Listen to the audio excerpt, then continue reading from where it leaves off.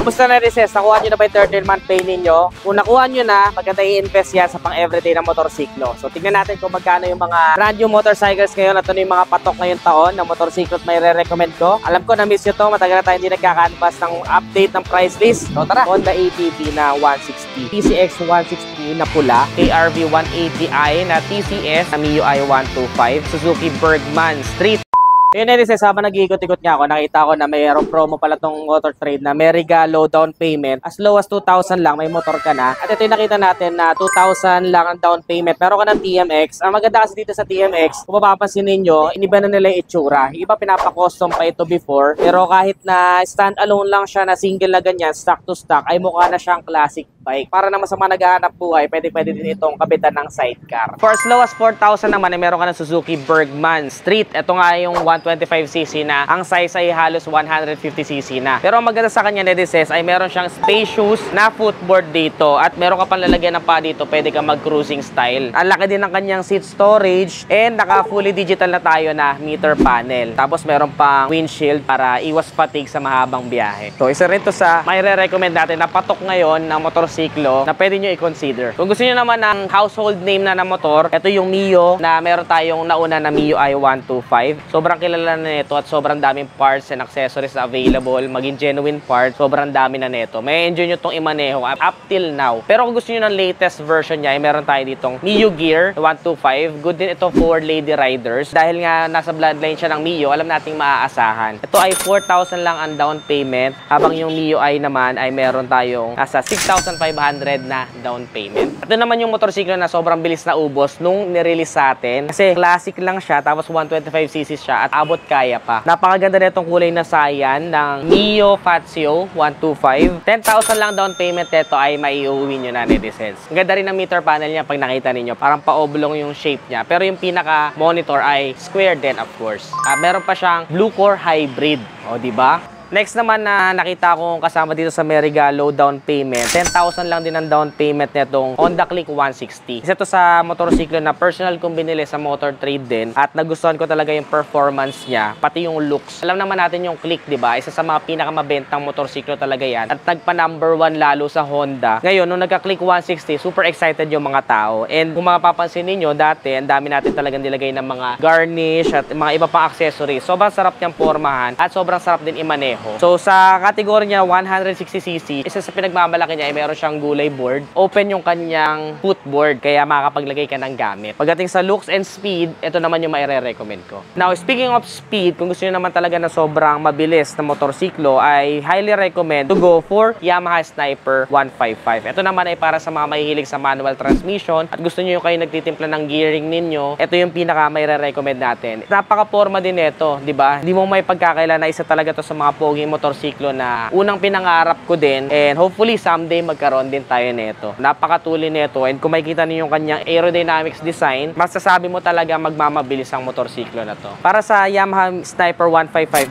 9,000 lang ang down payment and then magmamonthly ka for 3 years ng 5,659. Kung gusto mo naman ng subok na matibay pero mabilis na motorsiklo at entry level lang, ito yung marirecommend ko, Suzuki Smash. Ito subok na to, matagal na to at isa sa pinakamabentang motorsiklo ng Suzuki to. Ito yung carb type pa, pero may papansin nyo last time ay nilabas na yung FI, yung na-review natin. Kayo mamimili kung gusto nyo yung FI or carb. Comment nyo nga sa ibaba. Ito yung favorite ko na Rises. Hanggang ngayon meron akong Avenis 125. Underrated tong motorsiklo na to kasi akala nila, nagtatawanan nila kasi mukha daw naka-smile na donkey. Pero totoo na Rises, isa to sa pinaka-comfortable na 125cc na pwede ninyong masakyan ngayon. Based lang sa personal experience ko sa mga na-try kong motorsiklo. Isa to sa favorite ko. Kaya up till now ay meron pa rin akong Suzuki Avenis 125. Ang cash price nito ay 80,624. Ngayon, kung gusto mo naman mag-installment, down ka ng 4,500, then monthly ka ng 3,779. Yung kapatid naman niya na Suzuki Bergman Street na kanina nandun, ay meron ng EX version or executive version na meron namang SRP of 92,624. Sa mga naghahanap naman sa pinakamatipid sa gasolina ng motorsiklo, isa to sa may re-recommend ko. Ngayon, alam ko yung previous debate ay kasama sa kanilang may regalo. 3,000 lang ang down payment nun. Pero ito yung latest na Beat na Playful. Ang cash price nito ay 72,520. Installment ka naman, down payment ka ng 4,500 and then monthly ka for 3 years ng 3,412 pesos. Syempre hindi mawawala yung Yamaha NMAX sa listahan na may re-recommend natin. So meron tayo ditong NMAX na ABS version na merong cash price of 152,900 pesos. Kung mag-installment ka naman, 20k yan down payment and then monthly ka for 3 years ng 6,777. Ito sa pinakamabenta kasi nga napaka-safe niyang motorsiklo dahil dual channel ABS siya. Tapos sobrang dali lang niya imaneho. Parang ang sarap mag-drive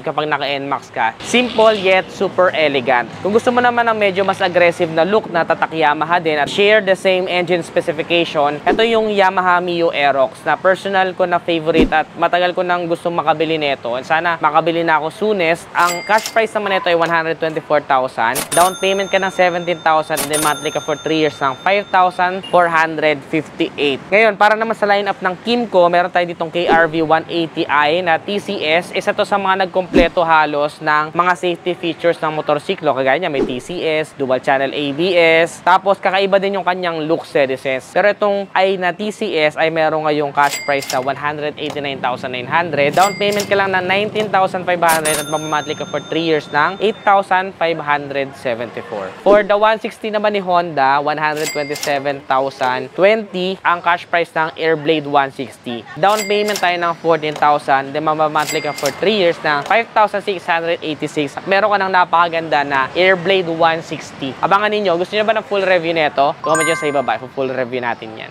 Ito hindi ko na-expect na magte-trending last time nung in-upload natin itong Honda Wave na RSX. Ito yung drum edition na merong cash price ngayon na 64,020. 4,000 lang ang down payment, may uuwi mo na. At syempre, mag-monthly ka for 3 years ng 3,011. Isa to sa medyo kilala na kasing pangalan pag sinabing Honda Wave. At household name na rin talaga at isa sa mga maaasahang motorsiklos. Ngayon, para naman sa medyo mahilig ng medyo maninipis na motor, ito naman ang entry diyan ni Honda, yung Road Sport nila or RS125.